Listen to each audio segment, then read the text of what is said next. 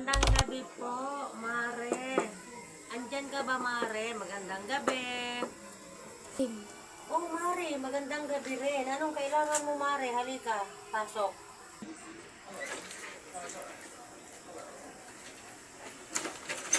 May kailangan sana ako sa'yo, Mare. Baka mayroon ka dyan, Mare. Gown, hihiram sana ako sa'yo. Kasi kailangan ng inaanak mo, Mare. Gagamitin niya bukas, wala akong mahiraman. Mayroon akong gown dito, Mare. Kaya lang, hindi ko ito pinahihiram.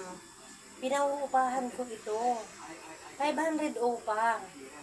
Ang hirap naman ng buhay ngayon, tapos hihiramin mo lang. Upahan mo, upahan ko sa'yo. Ang mahal naman ang upa ng gown mo, Mare, 500. Baka pwede naman makatawad. Go. Ito pala, Mare, yung pinauupahan ko sa'yo. Ito, Mare, oh. Di ba ang ganda, Mare? O, tingnan mo, Mare, oh. Oh, di ba, Mare? Bongga. Kaya pag ito yung inupahan mo, panalo dito ang inaanak ko, Mare. Ito. Ha? Ano ba na yung, Mare? Pinauupahan mo, tapos sinuot mo. Eh, mamaya yan, sabihin pa ng mga kumare natin, ikaw na nga nagsuot, hindi yung inaanak mo. Ano naman to si kumare, oh? Maluluka naman ako sa'yo, Mare. Oh, eto na, Mare, yung pinauupahan ko sa'yo, Mare. Go. Oh, sige, Mare, ibabalik ko to sa'yo bukas, Mare. Salamat, Mare, ha. Go. Magandang gabi, Mare.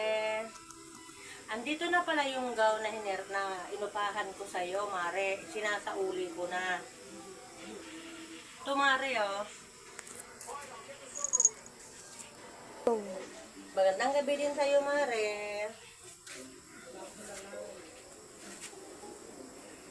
Mare, ano ba naman itong hinira mong gown sa akin? Hindi naman to yung gown na binigay ko sa'yo. Tingnan mo ni tsura. Mukha yatang lumiit. Sinuot mo na yung gown na pinauupahan mo sa akin eh. Eh, ba't ko pa isasauli yun sa'yo? Pinalitan ko. Kasi, nagustuhan yun ng inaanak mo.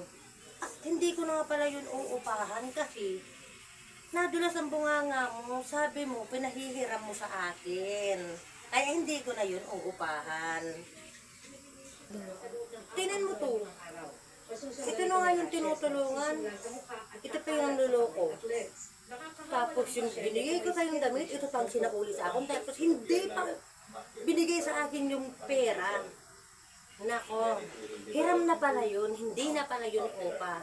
Kasi alam mo, Mare, humanap-hanap ka ng kausap mo at may hiraman mo parati. Kasi parati kang nang uuto at parati kang nang luloko. Kaya ito ako tuloy, parati mong nang uuto. Kaya umayos-ayos ka sa harapan ko bago ko yung maputo na dila mo.